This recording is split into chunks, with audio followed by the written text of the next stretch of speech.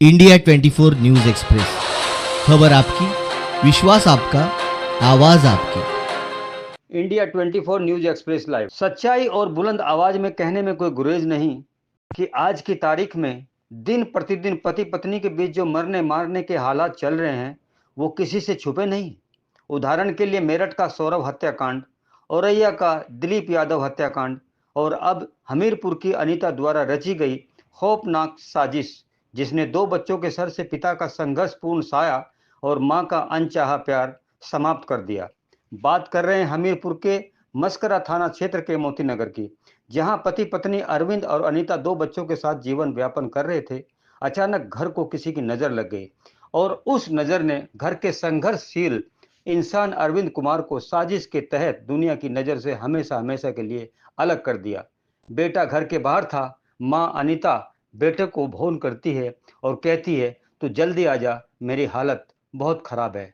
मां की बात सुन बेटा जल्दी घर आ जाता है और घर पर खौफनाक नजारा देख बेटा सहम और घबरा जाता है। बेटा जब देखता है कि मां पिता की खून से लथपथ लाश पर बिलक बिलक कर रो रही है, दीवार पर लगे खून के छींटे कह रहे हैं कि साजिश कितनी खतरनाक होगी। बेटे के पूछने पर मां ने बताया, कुछ नकाबपोश आए थे, तेरे पिता को बेरहमी से मार कर चले गए। मैंने बहुत विरोध किया, मुझे भी मारने की कोशिश की गई, लेकिन मैंने अपने आप को किसी तरह से बचा लिया। कुछ समय बाद ये खबर आग की तरह फैल गई। पुलिस मौके पर पहुंची और जांच शुरू कर दी। पुलिस ने शव को अपने कब्जे में लेकर पोस्टमार्टम के लिए भेज दिया। पुलिस की जांच और अनीता द्वारा बताई गई कत्ल की कहानी सुनने के बाद पुलिस को कुछ शक पैदा हुआ।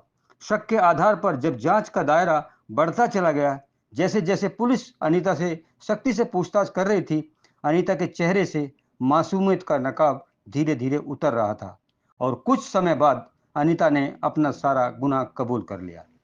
इस हत्याकांड से अनीता ने यह जताने की कोशिश की है कि आदमी को घर के अंदर सिर्फ सुनना पड़ेगा, अगर बोलोगे तो यही अंजाम होगा। पोस्टमार्टम की रिपोर्ट के अनुसार अरविंद के शरीर पर 13 गहरे जख्मों के निशान थे। ये साबित कर रहे थे कि अनीता ने अपने पति को किस बेरहमी से मारा होगा। लेकिन हमें तारीफ करनी होगी खाकी वर्दी की और जांच अधिकारियों की, जो अपनी जांच को सही दिशा में ले जाकर केस की दशा बदल देते हैं। सवाल ये भी उठता है कि क्या कोई पत्नी अपने पति के प्रति इतनी निर्दयी हो सकती है? क्या उसे थोड़ा भी रहम नहीं आया? वो क्या मंजर होगा जब पत्नी अपने पति की लाश के सामने बिलक बिलक कर रो रही थी और बेटा मां के आंसुओं की कीमत समझ रहा था। लेकिन सच्चाई सामने आने के बाद कोई भी बेटा अनीता जैसी मां से ये विश्वास नहीं कर पाएगा। अब दोनों मासूम बच्चे, जिनके सर से पिता का साया और अनजाने में मिली मां का सच्चा प्यार भी चला गया।